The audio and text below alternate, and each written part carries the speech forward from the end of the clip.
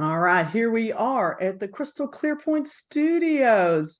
And you'll notice that we have a different face than normal. Crystal Teague is on vacay for a while, taking care of some things. And we decided that, what did we decide, Matthew? Did we decide that we needed more estrogen or more testosterone? What are you You bringing to the know, table? I guess it can go either way depending on the day of the week. So Yeah, because I think I bring a lot of testosterone to the table. So maybe you'll balance me out a little bit. we'll just play it by ear. So we have with us Matthew Pierce, and I adore Matthew. So I asked him to start joining us. And Matthew redid our Miles of Smiles events website and has done a phenomenal job. I just can't say enough about it. And in fact, people are telling me they're sick of hearing me because I go on and on about it.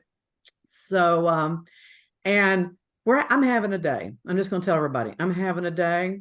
So I have brought back something from COVID. If y'all guys remember, Luann and I used to do a show called The Spiritual Neighborhood. And on Tuesdays, we would not have a special guest, and we would all bring our favorite alcoholic drink to the table. And mine is a chocolate protein shake with Kahlua. Rum and Coke. There you go. There you go. Oh, So that's what let's, that's what I have, or a screwball whiskey. A what? where is yours? Screwball whiskey. A It's peanut screw? butter Okay. whiskey. What is that? Because Peanut I butter need to know. whiskey. Yeah, Okay, we peanut need to butter talk about whiskey. Yeah, we need to talk about why that's wrong. that. There's nothing wrong with it. It's great. It's very smooth. You don't screw with whiskey like that. My God, that's sacrilegious. I'm from the Church of Whiskey. It's great. It's really great. I was introduced to it by a date, and That's what they call people when you're an escort. Stop. Okay. Yeah, she's having a day. And he suggested you try a little grape juice with it for a PB&J. Oh my God. I said, no, thank Grow, you. grow up. What are y'all, children? Mine is just ice and whiskey. That's all mine is.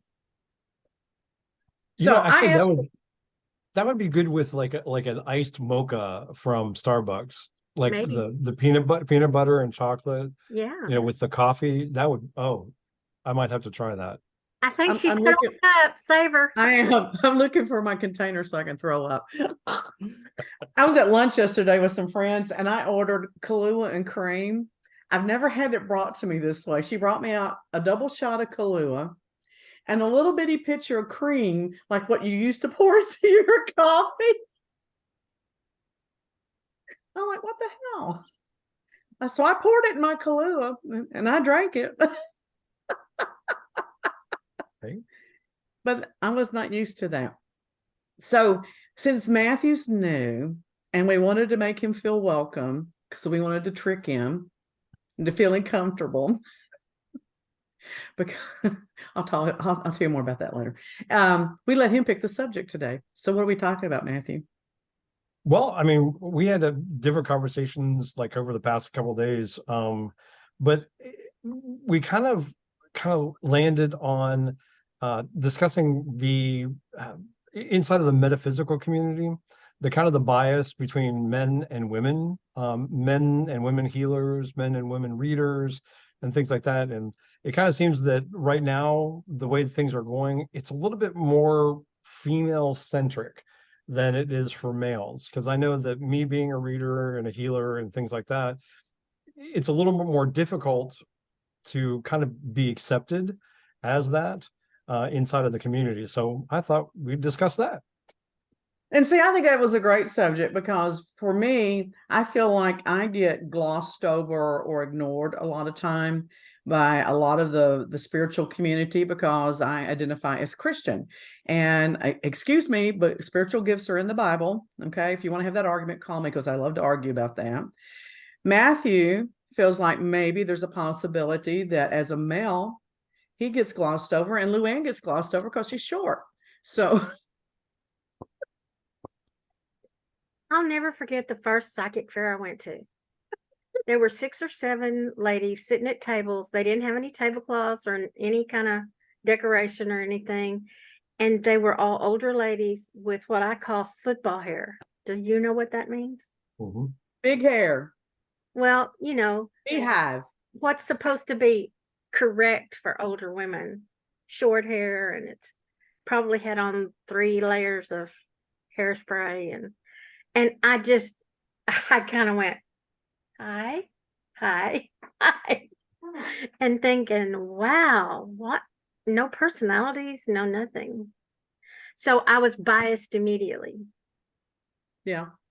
First impressions are important, and then just to kind of go with what you just said on the other side of the coin, I see a lot of people at like different fairs, whether they're psychic fairs or Renaissance fairs or whatever, and you're looking at them going, okay, are they an entertainer or are they legit readers? Because everything is so costumey and so Hollywood decor like, and I understand wanting to set a mood or set a standard or whatever, but some of it is just way over the top, way over the top. Completely Yeah. over the top. So Matthew, do people like, are they in your face about it, or are you just noticing it through subtle gestures? Um, it sometimes it's not so subtle. It is almost like I have to prove myself. So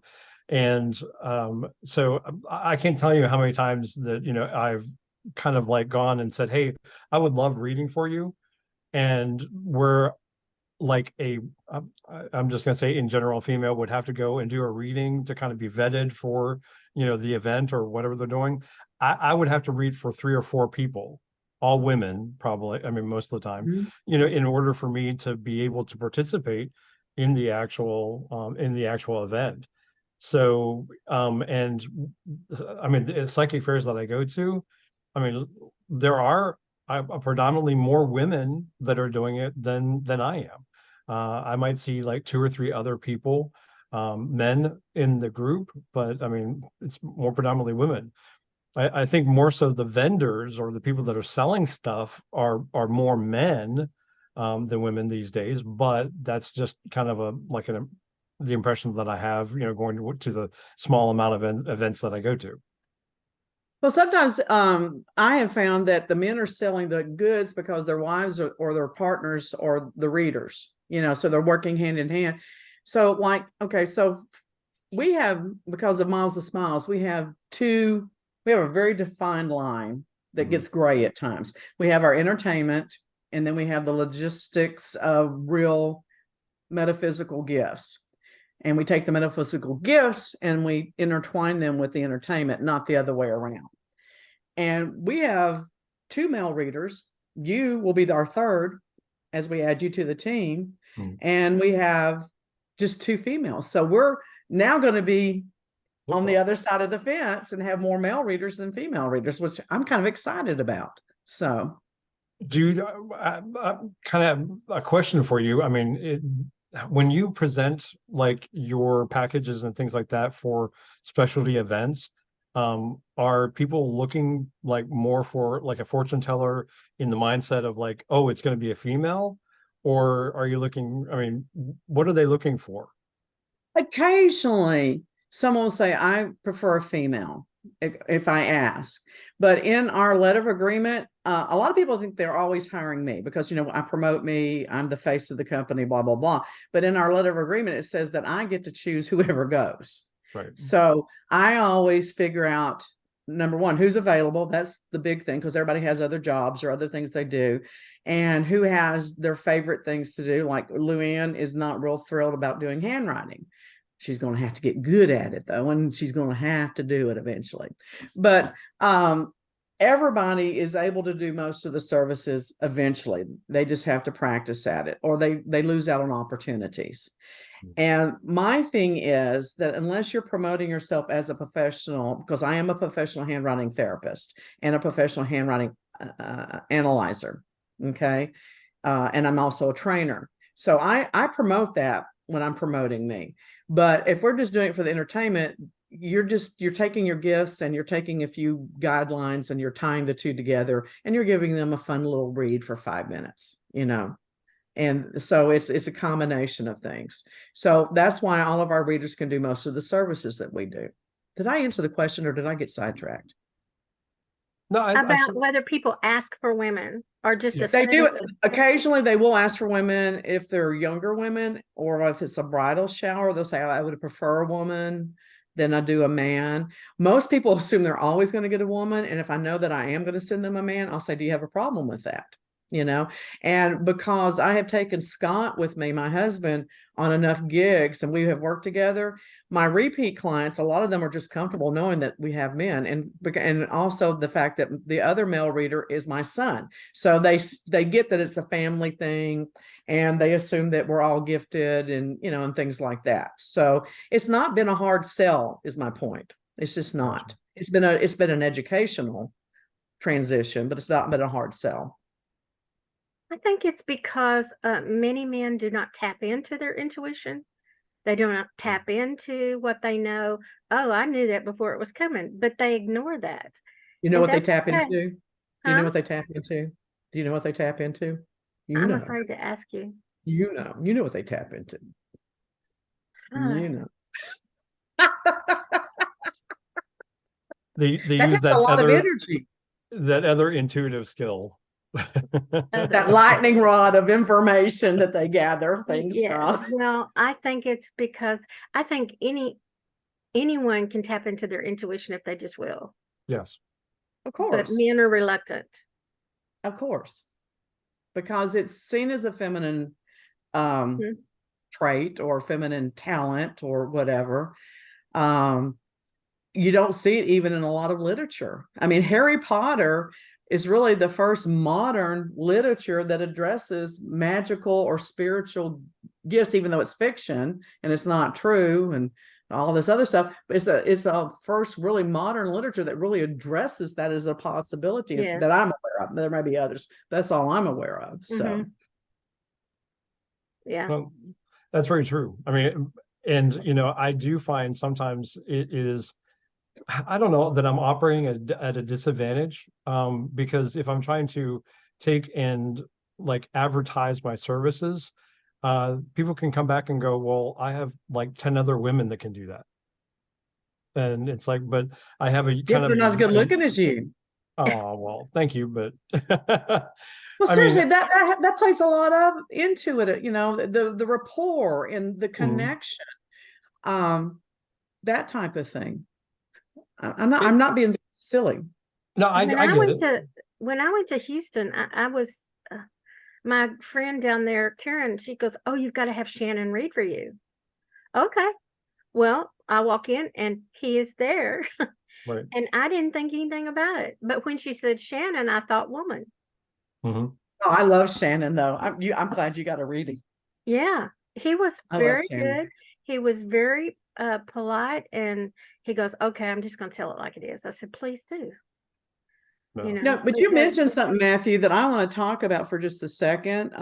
You talk about being vetted. Okay, so from a business standpoint, all of my entertainers / readers are vetted. Okay. And by vetting, it means that they have to show me that they have the ability to entertain, they have a true talent or gift that they can tap into. Because I'm going to tell you right now, I don't care how entertaining you are. If you're doing 50 to 100 readings in 5 minutes a piece, it gets exhausting. And if people see or hear you repeating the same message over and over, they'll call you out, Oh, yeah. So you have to be able to do that. But I also do background checks on my people and make sure that I'm sending people that are safe, and at least from a legal standpoint. And then I make my assessment ethically based upon how I relate to them. And everybody does readings for me. And what's interesting to me is that very few, there were 2 different organizations that I thought about when I first came out publicly a long time ago to do readings at fairs, and they had a vetting process, but a lot of them don't. Yeah. And I'm like, why would you put your name and your reputation out there on the line for someone that you don't even know anything about? That freaks me the hell out, that people are willing to take that kind of chance. Does that make sense? Makes total sense. Makes absolutely total sense. And I don't have a problem with that. I don't have a problem, going through and, number one, showing like you my gift and what I can do, because I totally understand what you're saying, but I'm big into the ethics, behind this. I mean, you don't get into this for, just making money. I mean, for me, that's not the case. I mean, that's a nice bonus, but if you're standing in front of someone and you're telling them about their life, or kind of what you're seeing, that to me is like, you got to be you got to be right with it. I mean, Got to it be just, authentic. yes, authentic. You have to have authenticity. Well, and the reality is that most readers cannot make a living doing readings. Right. We charge probably more money as entertainers than the average reader does. Okay. Mhm. And even then, you would have to be so busy to make a decent living doing this. I don't do this for making money. I make much more money Right. doing my consulting work and my PI work than I do this. I do this because I love it. And, Mhm. it was never my intention to have my own business doing this. I just wanted to show up and do gigs. But, God or somebody else decided that that was wrong. You were wrong, Deborah. You're going to do this. But, but I love doing it enough that I'm willing to put up with the other aggravations of doing it. And I get blessed by finding people like Luann and like you. And I was able to bring my husband and my son into this as well to make my life easier, because I don't like working with a lot of people. And people bug me. Well, and other people that you have invited, they didn't stay because it didn't really fit into the organization. They didn't fit. Can I say they were assholes? Am I allowed to say that? No, In my because opinion, some they of were them were not assholes. assholes. They just don't fit. They just Some don't of them fit. didn't fit, but some were assholes. Yes. Okay, so we'll agree to that at least. Well, but I can also see from the events that I do, there are people there that shouldn't be there. Oh yeah. It's more about flash and splash than it is about anything else. I can say that just as much for vendors as I can for readers. And I have to say this with like kind of a grain of salt, but most of the time it's women that I find that are the ones that are like, Yeah. hey, look at me, look at me. The Jazz guys, hand. yeah, they're more subtle about their reading style, about their healing style, etc. But I've just kind of find it interesting that the females are the ones that are doing this, and no bias towards females, please don't get me wrong. It's just, this is what I've found, this is what I see, and this is what I Well, but it personally makes sense too, because there's more women doing it. So the yeah. percentages will be higher. So that makes sense. But what gets me is I have a lot of people that refuse to read for me because they say they can't read my energy. Mm. Okay, I'll accept that. And if you say that, then I'm going to live with that. But what gets me is that when I meet someone that I don't know anything about, they don't know anything about me, and they start doing a reading and it's completely wrong. And then they try to tell me that I'm in denial. And I'm like, no, like I walked into a crystal store, I think it was in Sedona a couple of years ago. And the woman immediately comes out from behind the counter. She goes, oh, I can see that you need me. You are so in need of direction and you don't understand what the gifts are like and that type of thing.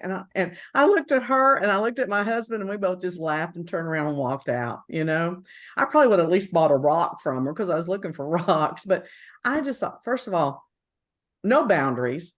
You're terrible at what you're doing. You're so wrong, and how unethical, Yeah. So those are things that I really object to. But it's not just in the metaphysical community, it's in all religions or, any type of service oriented business, when people were trying to show out or, Well, exhibit. it reminds me of that party that I did last year for Halloween. They are very big into the Hocus Pocus movies. And this was the second one. They were doing a preview, everybody at home. And I dressed up and I put on my pointy hat, but It was what so I cute. delivered was genuine. Yeah. But I played into the theme, and everybody seemed to have a great time. Well, Oh, then if I could add on to that, because I got asked if I would be interested in doing a Halloween party. And again, the theme was, Hocus Pocus and so on and so forth. And I was like, okay, well, I'll just jokingly, I said, I'll just dress up as one of the Sanderson sisters, show up in drag. Okay. And that was the end of the conversation. Like that was it. I mean, they're like never called me, never anything like that. Oh my And it was stars. just and so yeah, they were just like, nope. You know why? Do you know why? Well, Because I mean, Hocus Pocus people are fanatics. oh yeah. I can't stand that movie. I'll just be honest. I don't get it. I don't get it. That movie just works my nerves. But they are. That's why I sent Luann, because I knew I couldn't stay in character. So I'm like, this is yours, Luann. I took the more boring party of doing handwriting for Halloween because that's what I do well. And I'm like, I would have showed up as one of the male characters in the movie. I mean, there's a ton of male characters. I mean, so Yeah. but of course, people don't understand that, there's 53-year-old virgins out there. So I'm kidding. well, So I have a closet that's full of like not costumes, but things that you can turn into like themes, like black dresses with kimonos and Renaissance dresses and harem pants with the vest and, just things that you can mix and match and come up with all these ideas. And of course, I have all these hats, and that's not even all of them. And I like to wear hats. But I will say this, I had one party in 8 years that I had a problem with, and it was a voodoo theme. It was a voodoo thing. And when I got there, it was a voodoo theme. It was extreme. I mean, with chicken bones and chicken feathers and, things that you would expect in a voodoo shop in New Orleans. And it was everywhere. And you know what? I just sucked it up. I grounded myself, went in there. We had a great time. And it was, it's all about, getting your focus going on and being able to be the professional, because that's what I see with a lot of people in this industry, as far as that they do the readings, but the entertainment, they don't know where one stops and one begins. And I've had a lot of people say, you look so nice and you look so friendly, but I'm afraid to sit here. And I'm like, why? Well, I had someone at a party one time and they told me I was going to get divorced. They told me my husband's going to die. And I'm like, why the hell would you pay someone to tell you something like that at a party? right. And I can't believe anybody would do something like that at a party. I don't care what you think you know. And so I tell people, I said, you know what? You getting a divorce or you dying is none of my business. And it's really none of yours. You'll figure it out as you go. Okay. So we're here to give you uplifting and encouraging and enlightened words that encourage you. And that's what we do. That's one of the things we tell them, ahead of time, in the meantime, when you get there, because, and I say to some, look, if I was going to give that kind of information to you, you would have to be a permanent client that sees me on a regular basis. I might not even do it then still. It depends on what it is and where their mental state exactly. is, So I did almost break my rule once. This woman walked in and she was drinking a martini. And I went, oh my God, she's pregnant and she doesn't know it. Because I don't do births, deaths, divorces, or something else. Birth, death, marriage or divorce. Okay. But she's drinking a martini. She's pregnant. She doesn't know. So as I'm doing the reading, I gave her real reading. And then I said, and there's something else I want to tell you. You're about to have a life-changing experience. It will affect the rest of your life, and it will cost you a ton of money. She didn't get it. But she hired me on the spot to work a party at her house the next month. Okay. So the next day she called me. She goes, you bitch. She was laughing. I said, you just went to the doctor, didn't you? And she goes, yes. And I said, and he told you, right? And she goes, yes. She goes, why didn't you tell me? I said, because it's my rule. I don't break my own rule. But we had a good laugh over it. It was fun. So, but you can say things that would hint to it, Yeah, I mean, I like how you put that. You're about to go through a life-changing event, and Luann, I really like your reading. I got a reading with you, and you made it in like the terms of here are the things that you need to look for, because the energy around you or the situations that are coming up around you lead to XYZ. Right. Yeah, that's Right. awesome. All right, so I'm going to brag on the three of us for a minute, and then I'm going to lead into a question for Matthew. Luann and I have designed our own oracle cards. Matthew is in the process of designing his own oracle cards. Look at me happen. Okay, it takes one of the two things, either very egotistical people to do that or very gifted people to do that, or both. All right.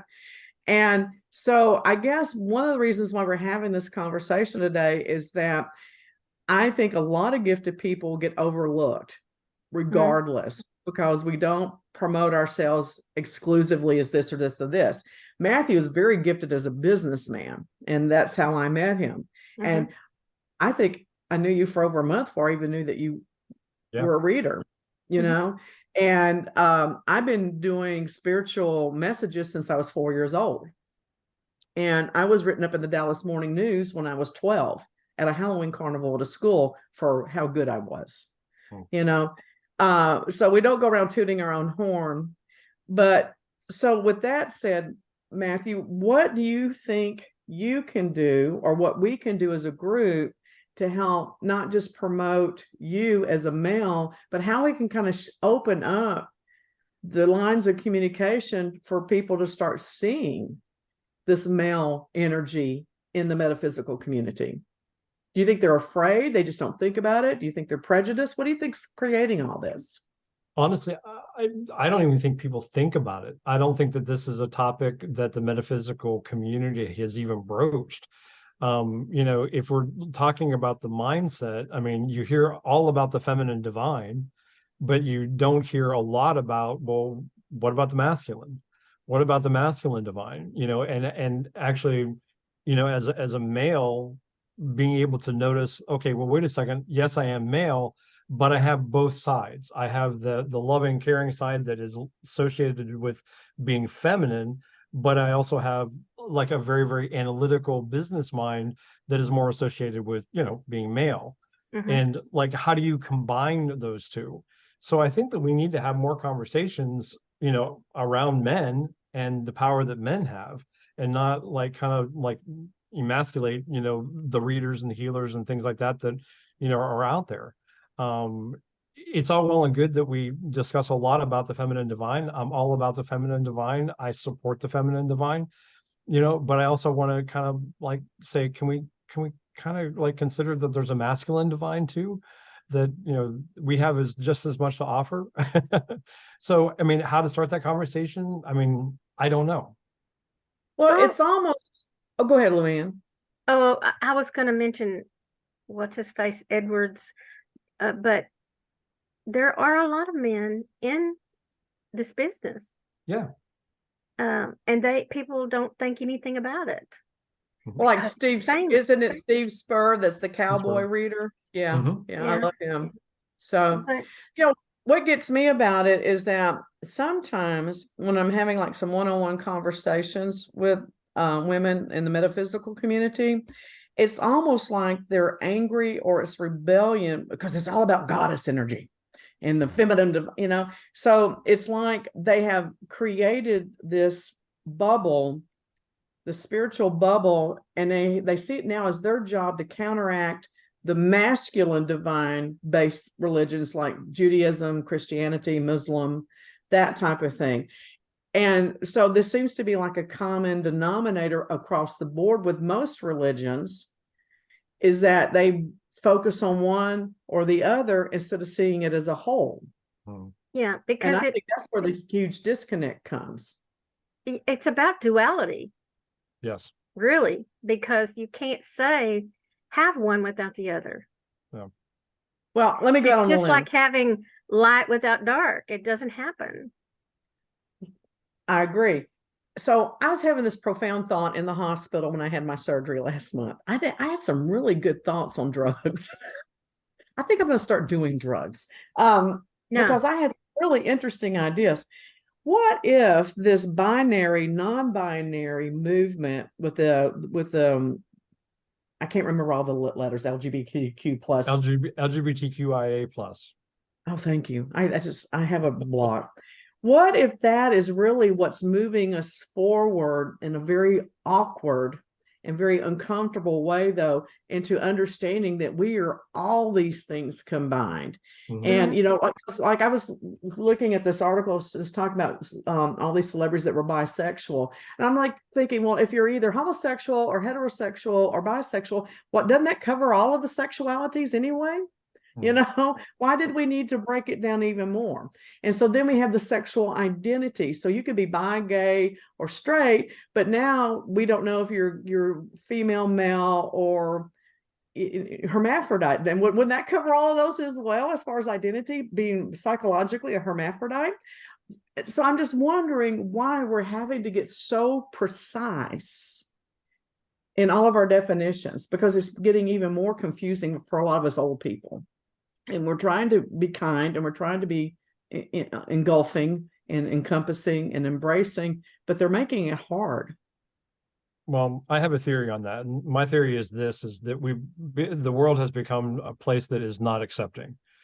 And so with the topic of being acceptable, okay, you have to define yourself. And so as human beings, we have to define everything in order for it to make sense. Way back when, I mean, being pansexual, wasn't even a concept, where it's like, I'm free to love anybody I want to love. I just have to have that strong, deep emotional connection to that person. You know, that wasn't defined. Kinsey is the first person that kind of came close by saying, you're on a spectrum, 0 to 6, here you are. Where do you fall inside of that? And that kind of got lost, where it's like there's not any area in between the numbers that now isn't defined. So it's like, it's like between 1 and 2, it's now this, and this. Between 2 and 3, it's this, and this, you know. And so it's a matter of people trying to carve out their acceptance. And really what we're finding now, because I work with the LGBTQIA plus community, is that we're losing people to, like, I call it the lost gender. Okay. And the lost gender is like people that are so militant about their pronouns and their sexuality that everybody else is wrong and they can't see past it. Example, I have friends that are very, very strong opinions about, they don't want to be called she, even though they appear as a female or they present themselves Right. as a female. And if someone accidentally says she, then it's an instantaneous battle. It's an instantaneous war. And, for me, it's like, sorry, I apologize. You're absolutely right. They. But for other people, it's very difficult because their mind cannot disconnect what they're seeing from what they're saying. And so it's very difficult. I mean, this can go into, I mean, what the original topic was as well, is that, like the gender roles and how we define them. Nurses used to be mostly female, and now it's a Correct. 50-50, Yeah. career. Well, the thing that troubles me and angers me at times is that, because I try to be very pronoun aware. I really do. But at times we slip into patterns and habits, Yeah. especially if we're passionate about what we're speaking about and we're in a hurry. And if someone says that's not right, I apologize. And if they refuse my apology, I'm like, then what's the point? If you just want to Yeah. battle me, why are you even speaking with me? Well, And what how can happened you to be look? held responsible for something that you don't know? Well, maybe I do know. Maybe we've had this discussion before, but I slipped. Okay. Maybe this has been another encounter or whatever. But I thought my granddaughter, who's 13 and in the 8th grade, was brilliant. We were talking about this. Now, she's in a class of 23 people. I find this fascinating. I would love to have someone study this or make some analogies. 5 of the kids in her class identify as transgender. 5 other kids identify as homosexual. That's almost half the class. Now, is this a trend? Is this trendy? Is this them being bold and aware of who they are? Uh, is this them just trying to find their way? How do we handle this? Do we, with respect, but without blowing it up? And this is what she said. She goes, it confuses me, May. I'm May. And she goes, because I have a friend who identifies as male. She's female, and dad lets me spend the night over there, but I couldn't spend the night with a male if he asked me. And I said, yeah, I said, I would tend to say you couldn't go over there and spend the night if it was left up to me. And she goes, but here's what I've decided, May. It doesn't matter how they identify as long as I'm not dating them. But when I date them, I need to be really clear about how they identify and if I want to have sex with them or not when I get older. Mm-hmm. I'm like, that's really fucking simple, isn't it? Yes. Yes. A lot of it, I think, is about we have to accept them the way they are. But if they appear to be female, me as an older person, I'm not going to ask them how they identify. I'm just going to start talking to them and saying she, he, she, it is this, until someone corrects me. Mm-hmm. I have the solution. Everyone should do what I do. I use the royal we. When I talk about myself, it's we did this. Just use the royal we, and then use the royal handshake as you leave. Well, I have found the safest bet is to just say they. I mean that they identify as or they, and that way it encompasses like everything. But again, like I said, we have that lost gender that wants to be absolutely positive that you are calling me the proper pronoun, and I'm like, they works for everyone, so therefore that's what I'm going to use. And I am so pro, pro transgender and that community, whatever you want to identify as, please identify that way. Okay. Please do it. I am a proponent of, if you want that right, have that right. A lot of stuff is going on where, people are prejudiced against these people. When we see it with drag queens because they think that it's men trying to be women, and and it there's just so much to it. So what if they are though? So what if it's men? Because there are a lot of men that just like to wear female clothes. Yeah, I like wearing men. I'm going to tell you, I was hot. When I got a divorce from my previous husband, I had bought him a really nice Armani suit, and I had it altered to fit me, and I loved wearing that suit. I looked hot. I mean, it's just clothes, people. It's just clothes. I think it's a lot about how people feel about themselves and feeling comfortable. I don't go around saying this, and I mean, Deborah, Luann, you might not know, but I'm gay. I don't care if anybody knows that. But I identify as a male. I always have identified as a male, and so I call myself a cis gay male. Okay. But I've attended meetings where the word cis, when it came up, it didn't matter that I was gay. Even inside of an LGBTQIA like organization, yeah, there were people there that were bashing me because I wouldn't use the terminology he. I am a cis gay male. That was me, and I mean, the leader of the group actually had, no, we're not gonna bash Matt for using, the cis moniker, inside of how he introduces himself. So, what's funny to me, I know a lot of older gay men. Gay men love me. I don't know why. But I was married to a gay man, so that proves it. But I was talking to a couple of them the other day, and they are so aggravated. They're as aggravated with the younger generation of gay and non-binary young adults as a lot of cis straight people are, Yeah. I mean, and I was shocked. But part of their argument is that they have gone through so much hell with HIV in the 70s and 80s and 90s, and fighting for gay rights and fighting for gay marriage. Here's what one guy said. He goes, they're all acting like straight, white, entitled, straight men. you know. And that's how he put it. So some of this is just generational and age stuff. It really is. It is. Because as someone who loved English in school, to say they doesn't sound right on the ear for proper No, it English doesn't. sentence structure. And so it does take a halt in the thought process to do that naturally. It just doesn't flow. And I have to think about it because it's the same thing as saying ain't. I will say fuck, but I won't say ain't, you know?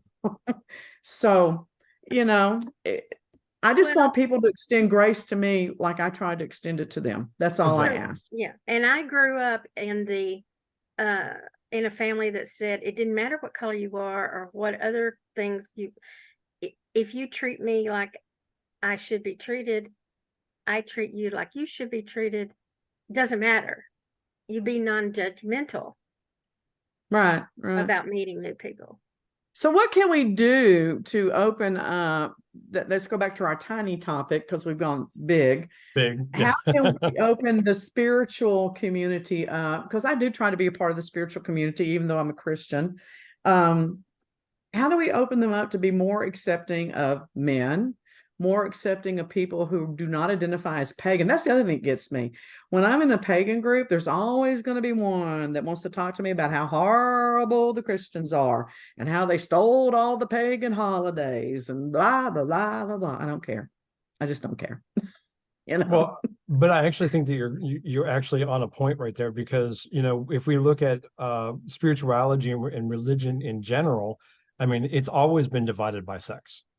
It's always been divided by sex. Yeah. We have the Judeo-Christian belief systems that are predominantly men, and then you have the other side, which is the pagan, which is Wiccan, so on and so forth, that is the majority female.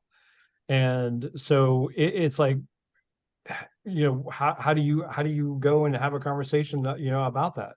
I'm a part of many different witch groups or Wiccan groups, but I identify as a man. I got one of the best compliments the other day. Is I wrote a comment inside of a Facebook group, and a woman from London wrote me, and she goes, sweetie, she goes, you might be a male, but you're identifying as a crone right now. And she goes, I think that's beautiful. I took that as a compliment, but someone in the group was like, you can't call a man a crone because blah, blah, blah. And she was fired back, and she goes, I can call him anything I want if he's accepting of it. Why? See, the people need to mind their own business. That's the other problem. They just need to Yeah. mind their own business. But I think there needs to be like teaching of acceptance. I mean, I really Mhm. think that Mhm. that mindset of acceptance needs to be advertised, And I think that, that goes hand in hand with don't judge others. Yeah. Because you don't Luann, know. you look stunning today. Oh, thank you. I have just enjoyed looking at your face today. It's the lighting. It's a great lighting. I got to figure out how to do that to mine. But I think you're really hitting the nail on the head, Matthew. I really do. And because the other thing I was thinking is like when I think of like Eastern history, you think of the monks, the Chinese monks, and then what do we come when we think of women? What do we think of? Geishas. Yeah. And foot binding. I mean, huge discrepancies in the equality of sexes there. I mean, that's not a spiritual thing, but it's still indicative of the imbalance between the sexes. So, I get why some women come across as angry, because I lived there a lot too, because I was told for a long time in my life, it was a shame I was so smart because I wasn't a boy. I should look for someone to get married to and take care of me, but nobody was going to do that because I was a loudmouth woman and nobody wanted to be married to a loudmouth woman, and I should learn how to cook and clean and not have my nose in a book all the time because that was just a waste. And, I get that. I do. But I don't want to live with that kind of anger. I don't want that to form who I am and be how I'm defined. I get it. I mean, I think that's why a lot of us go, look, you accept what you see or you don't accept it. And if you don't accept it, then you don't need to be in my friendship. Yeah. In my circle. Of course, my ex-gay husband says you have a very masculine side, which is very attractive to a lot of men. So Well, But see, that's actually that statement right there. Okay. I have found that inside of my readings that if a masculine energy is coming up, it doesn't necessarily mean that it's a man. that's what I exactly, was going to say. That exactly. anytime I tell somebody, I said, it's a feminine energy. Oh, well, that doesn't mean female. That means there's a Mm-mm, feminine energy to this person. mm-mm. Exactly, exactly. I get it. That happened to me last Thursday, and he goes, "Well, I'm gay," and I went, Yeah. "Okay, so Okay. But doesn't there's someone automatically coming." mean that you have a feminine energy either. Being gay doesn't automatically make No, you feminine, it just like doesn't being matter if lesbian you're. doesn't make you butch, you know? It doesn't matter if you're gay, straight, or purple. So I will say this, lesbian women never make passes at me. It really hurts my feelings. Oh, you're too bad. It hurts my feelings. Am I not attractive enough for the other females? What the hell? Well, if you wear a U-Haul t-shirt, I'm sure that you would probably get no attention. Do you know why he said U-Haul? Luann, do you know why he said? No, Because isn't the joke that in a lesbian relationship, they get together and then there's bed death and then there's a U-Haul moving one of Yep. them out? Lesbians have great sex until they get committed is the joke. And then they get Yeah. committed and it just goes to hell in a handbasket. Yeah.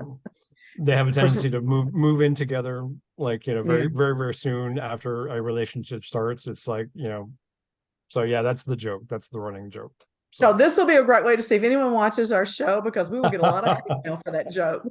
Well, I mean, but the thing is, if you can laugh at it, then I mean, you just go with the flow, okay? I mean, do you know how many gay jokes I've heard? I mean, one or two. oh my God, seriously, I mean, and this is from people that know I'm gay. It doesn't bother me. It really doesn't bother me. Did you see what I posted the other day on Facebook?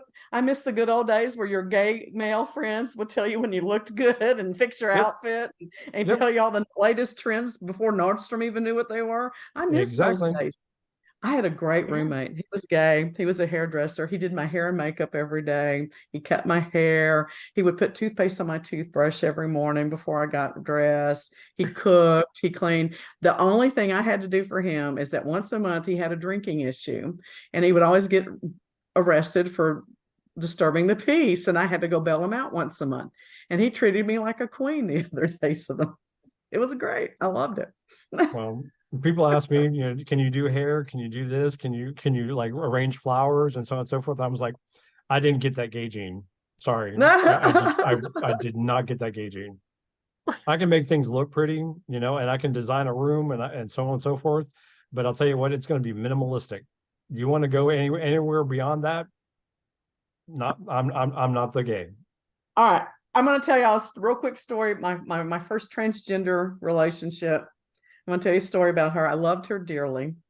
And then we'll close unless y'all have something else y'all need to say. But I met her in the 80s. I loved her dearly. She was very active in the gay community for awareness. She was one of the first women in Dallas to get her her driver's license changed, the sex on it, to get legally married as a female. She was also very prominent in the HIV community, passing out the drugs from like the Dallas Buyers Club.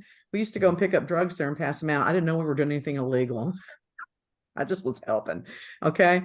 She had been a middleweight boxer in the Navy prior to her transgender Transition. change. Yeah.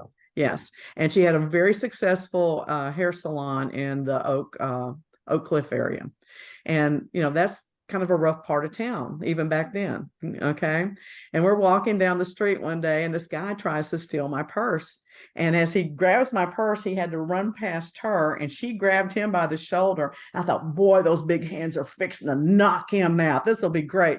And she's got him by the shoulder and she's got her shoulder bag and she's doing a wind up with her bag, just beating the shit out of him with her purse, going, don't you know you never touch a lady's purse? You don't do that to her. And just walloped him with her purse. And he's like just freaking out. And, that's my story. I love Kelly Jo. That was an awesome, awesome experience. She was a great friend of mine. She later died of HIV herself.